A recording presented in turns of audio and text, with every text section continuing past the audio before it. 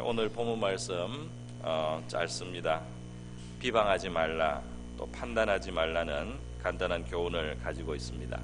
그런데 이 말씀을 우리가 좀 더 깊이 들여다본다면 이 말씀에서 더 깊은 내용들이 있어요. 그것은 뭐냐면 우리가 누구냐 하는 것이 이게 들어있습니다. 우리가 누구냐, 또 들어있는 것은 우리가 따라야 할 도리, 우리는 어떻게 살아야 되느냐 하는 우리의 큰 도리가 있습니다.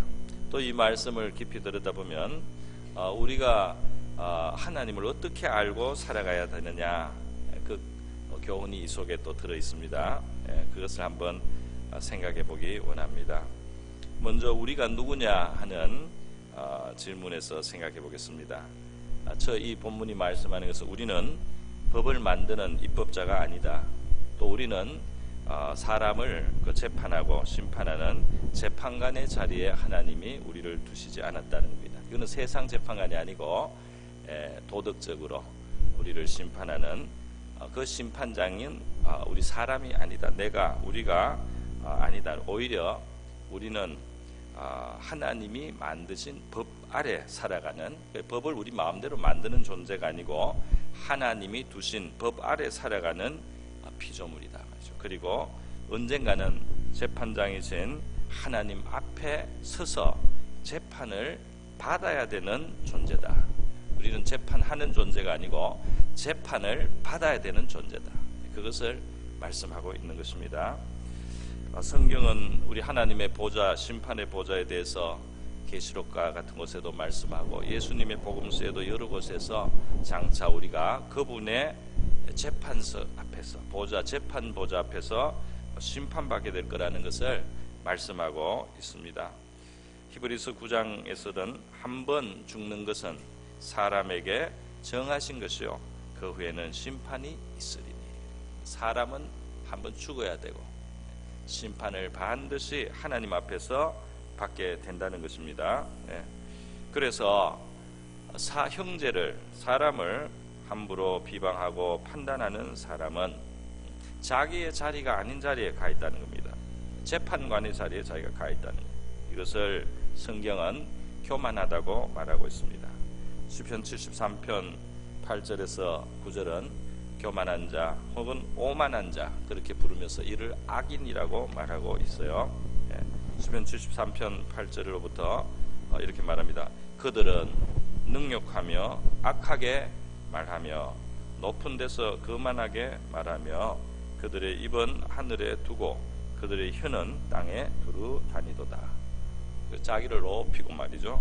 그리고 두루 비판을 해요. 두루 비판, 이것도 비판거리고 저것도 비판거리고 저 사람도 비난할 것이고 저 사람도 비난할 것이고 비난할 게 참 많은 사람이, 이 사람이 바로 오만한 자의 자리에 앉았다는 겁니다. 여러분, 우리가 입법자도 아니고 재판관도 아닌 존재라는 사실을 우리가 바로 알 때에 오히려 우리 자신이 하나님의 법 아래에서 살아야 되고 그 법을 지키며 살아야 되고 말이죠. 그리고 그 법으로 말미암아 하나님 앞에 판단을 받아야 될 그런 존재라는 사실을 우리가 진심으로 알 때에 우리는 다른 사람을 비방하거나 판단하는 것이 아니라 하나님 앞에서 우리 자신을 깊이 살펴봐야 되고 하나님 앞에서 우리 자신의 행위와 그리고 우리가 하는 말과 그리고 마음에 품은 생각이 어떤 것인지를 살피고 반성해야 되는 것입니다. 그렇게 되는 겁니다. 자기 안에 있는 죄를 발견할 때 말이죠. 자기 말 속에 있는 악을 깨달을 때에, 우리 행위의 잘못을 할 때, 내 동기에 잘못된 것을 깨달을 때, 그것을 회개할 때 말이죠. 그것을 반성하고 하나님 앞에 두려워할 때 우리는 감히 다른 사람을 향해서 비방을 하거나 정죄를 하거나 판단하는 일을 상당히 안 하게 되는 거죠. 줄이게 되는 거죠. 시편 19편에 보면은 믿음의 사람이 하나님 앞에 자기를 살피는 내용이 나와 있습니다. 내가 하나님 앞에서 잘못 행한 것이 없습니까? 하고 하나님 앞에서 자기를 판단받는 자로 그렇게 알고 있는 것입니다. 자기 허물을 능히 깨달을 자 누구리요? 나를 숨은 허물에서 벗어나게 하소서. 자기 허물을 깨달아야 될 텐데 내가 내 허물을 모르고 그냥 살아서는 안 되겠다 하는 그런 기도를 하나님 앞에 드리고 있는 거죠. 우리가 만약에 자신의 악을 먼저 참되게 회개하는 삶을 산다면 말이죠, 그런 사람은 다른 사람의 허물이나 죄에 대해서 정죄하고 또 비방하는 태도가 아니라 슬퍼. 정죄하고 비방하는 것이 아니라 악을 볼 때에, 그것이 정말 악일 때 슬퍼하는 겁니다. 슬퍼하는 것이 그 악을 대하는 원래 선한 사람의 마음이에요. 슬퍼하고 근심하는 겁니다. 예수님께서 마가복음 3장에 보면 예수님이 그렇게 선을 행하시는데도 거기서 악을, 꼬투리를 잡아내려고 하는 사람들의 완악함을 보셨어요. 그래서 예수님의 반응은 속으로 근심하셨다 그랬습니다. 속으로 근심. 여러분이 악을 보면은 근심이 일어나야 되는 겁니다. 여러분, 이것이 바로 우리의 자리예요. 그런데 우리는 그러면 어떤 법 아래 살아가고 있느냐, 우리가 지켜야 될 도리는 무엇이냐 묻는다면은 오늘 본문에서 명시는 안 했어요. 그러나 성경이 말하고 있는 것이 밝히지 않습니까? 바로 우리가 지켜야 되는 법, 우리가 따라야 되는 하나님의 법이 있는데, 가장 큰 법이 있는데 그 법이 뭐냐? 사랑의 법입니다. 우리가 가진 법은 사랑의 법인 거예요. 레위기 19장 18절에 보면 원수를 갚지 말며 동포를 원망하지 말며 내 이웃 사랑하기를 내 몸과 같이 하라. 나는 여호와니라. 그렇게 말씀하셨습니다. 시대가 바뀌고 신약 시대가 되고 메시아가 오셔도 똑같아요. 갈라디아서 5장 14절에 온 율법은 내 이웃 사랑하기를 내 몸같이 하라 하신 한 말씀에 이루어졌나니, 그렇게 말씀하고 있습니다. 율법의 모든 요약은, 하나님이 우리 도리로 주신 모든 것은 결국 내 이웃을 내 몸처럼 사랑하라는 것이에요. 이 사랑이 온전한 의라는 겁니다. 우리가 따라가야 되는 의라는 겁니다. 그러면 뒤집으면 뭐냐 하면은 사랑하지 않는 것이 죄라는 말입니다. 사랑하지 않는 것이 바로 하나님 앞에 불의며 죄가 되는 거예요.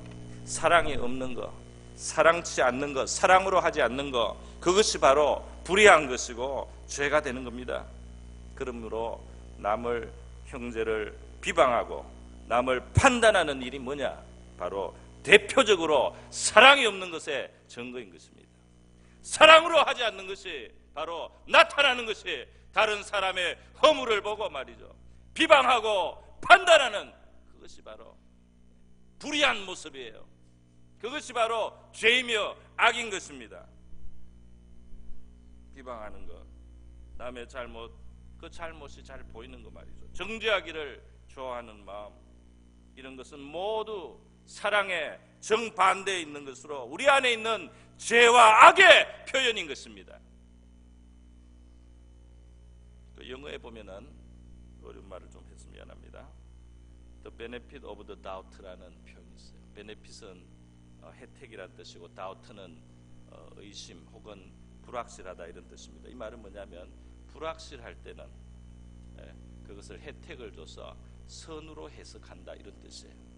그 신사의 도리인 겁니다. 문화적으로 그렇게 된 거예요.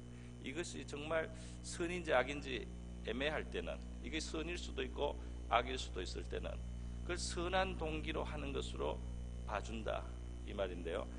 법에도 이것이 적용이 되어서 뭐라고 하느냐 하면 무죄 추정의 원칙이 여기서 나오는 겁니다.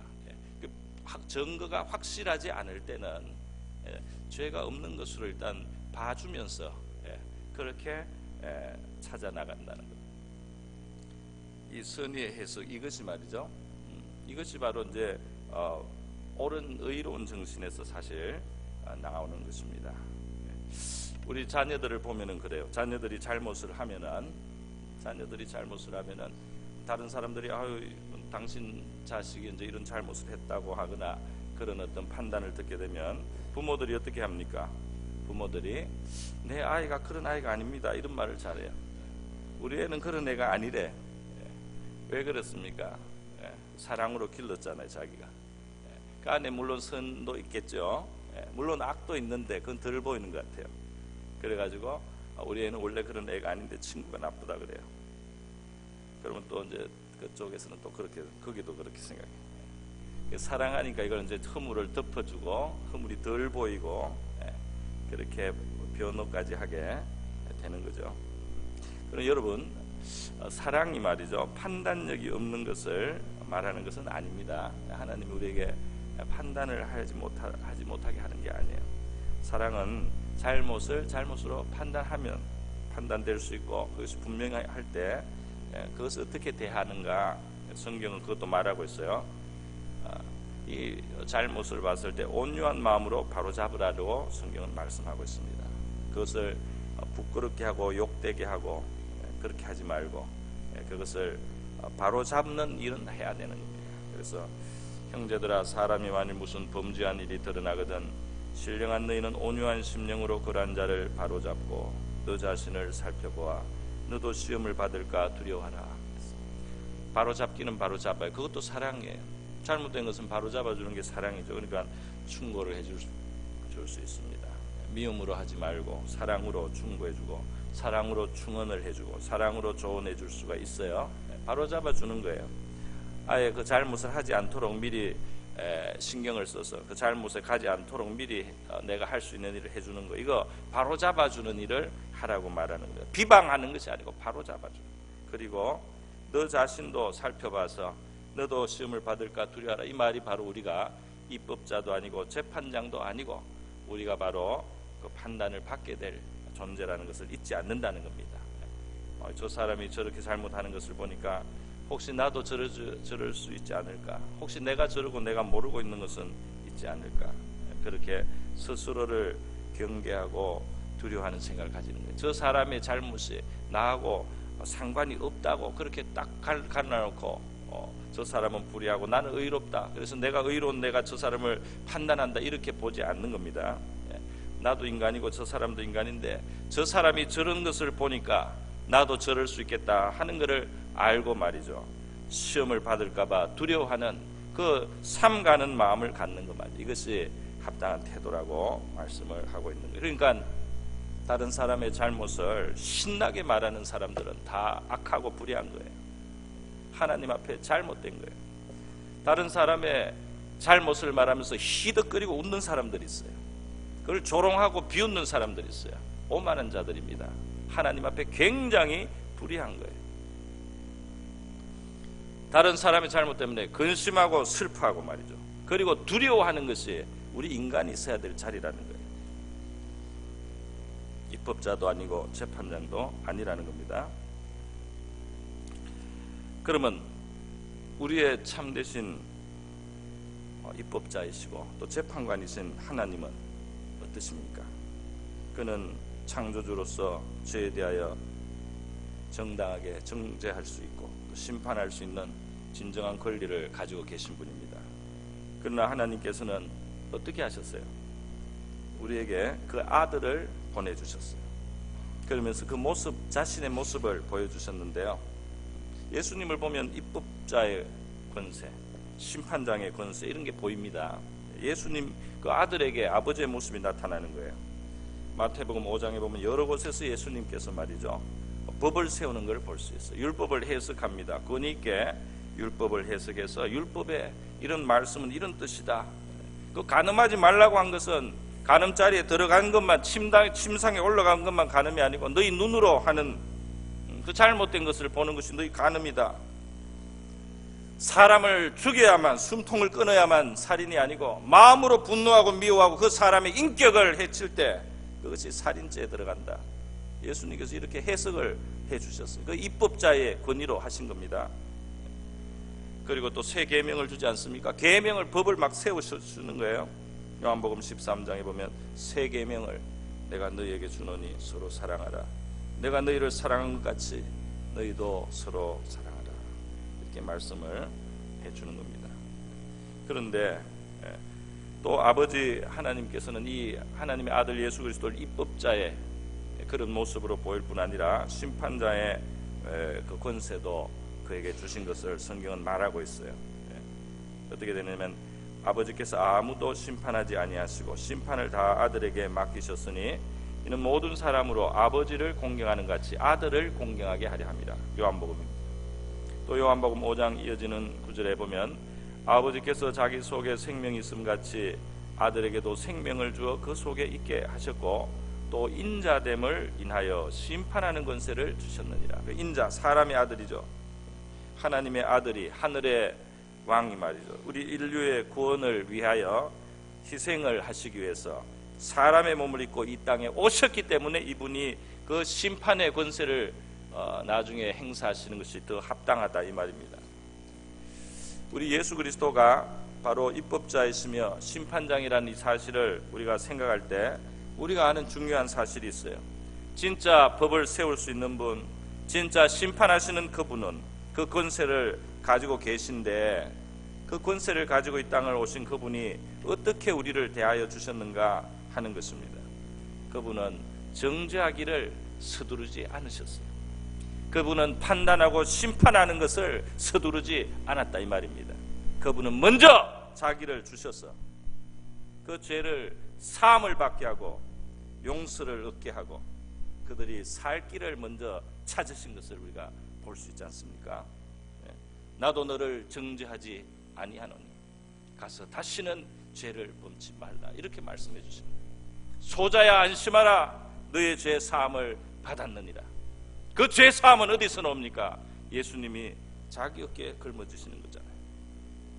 마지막 심판 날까지 오래 참으시고 구원의 시간을 베풀어 주신 이후에야 그분은 심판을 베푸시는 겁니다. 공의롭고 의로운 심판.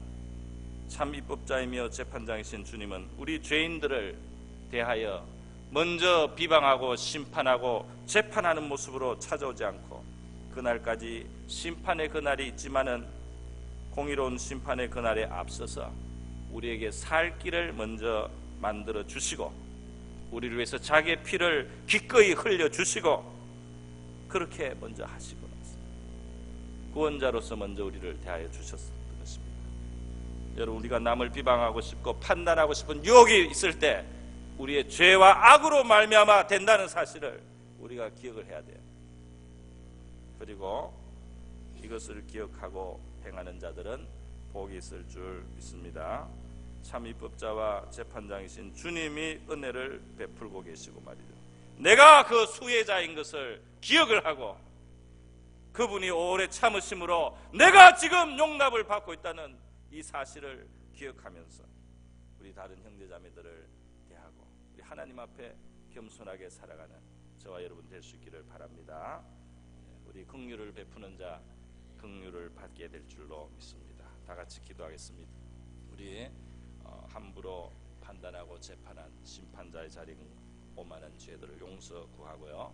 하나님 앞에 우리가 심판받을 자로서 우리 깨끗하게 정결하게 살아갈 수 있고 우리를 살필 수 있게 또 우리가 혹시 정말 잘못된 것을 보면 온유한 마음으로 바라잡고 사랑의 정신으로 그것을 바로 잡아주는 우리 역할을 다할 수 있게 해달라고 그렇게 기도를 같이 하겠습니다. 기도하겠습니다. 하나님 아버지, 오늘 이 말씀 우리 야고보서 4장의 말씀 형제를 비방하지 말고 또 판단하지 말라 하는 이 말씀을 우리가 생각하면서 우리 자신의 위치와 우리의 자리를 먼저 생각해 보게 됩니다. 우리 오만한 자의 자리에 앉는 우리를 용서하여 주시기를 원하고 바랍니다. 하나님 아버지, 판단하고 정죄하면서 그것을 즐거워하는 주님 이 악이 이 시대에 가득 찼습니다. 주님이여, 비방하는 자, 판단하는 자, 정죄하는 자의 오만한 모습이 이 시대에 하나님 이 세상에 가득 차 있는 모습입니다. 주의 백성된 저희들 하나님 앞에 판단을 받게 될 하나님의 그러한 우리 인생의 바른 자리를 바로 깨닫고 경계하고 두려워할 줄 알게 도와주시고 우리의 오만을 하나님 앞에 회개할 수 있도록 주님 도와주시옵소서.